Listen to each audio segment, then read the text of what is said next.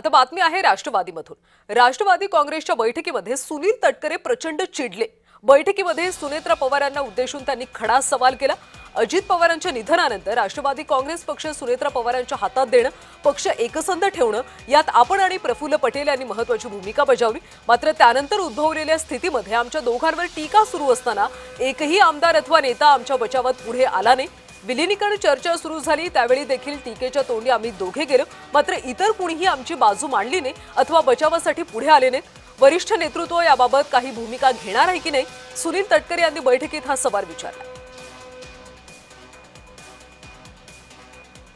तर राष्ट्रवादी काँग्रेसच्या बैठकीमध्ये प्रफुल्ल तटकरे आणि तुमच्यामध्ये चकमक झाली असेल किंवा अजिबात काय वाद झाला नाही।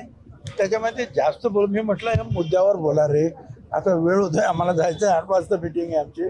कारण आपण जास्त जर बोलत बसलो तर मग इथे आम्हाला फोन यायला लागला, लवकर या लवकर या लवकर या। पण मुद्द्याचं पण काय पाहिजे आपल्याला, काय करायचं ते सांग। नेमकी वाद काय वाद काय नाही आहे, ते बोलत होते। मी म्हटलं लवकर सांग, आम्हाला जायचं आहे, आमचे फोन येऊन राहिले, लवकर आणा। तर राष्ट्रवादीचे प्रदेशाध्यक्ष सुनील तटकरे बैठकीत नेमकं काय म्हणाले पाहूयात सविस्तर। तर तटकरे यांच्या भाषणापूर्वीच पार्थ पवारांचा बैठकीतून काढता पाय। तटकरे यांच्या भाषणापूर्वीच पार्थ पवार निघून गेले। खासदार सुनील तटकरेंकडून बैठकीत पक्ष नेतृत्वासमोर अनेक गंभीर प्रश्न उपस्थित करण्यात आले।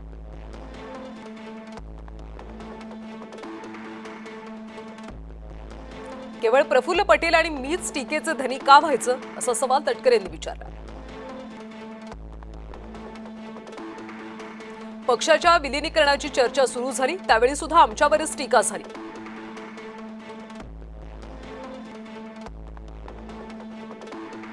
कुणीही आमची बाजू मांडली नाही अथवा बचावासाठी पुढे आलं नाही।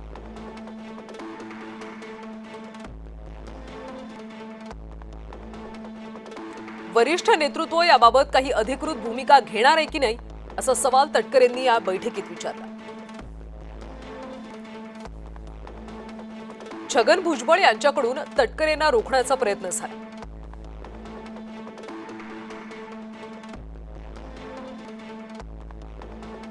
आपण बोलणारच, याबाबत स्पष्टता यायला हवी, अशी भूमिका तटकरेंनी मांडली।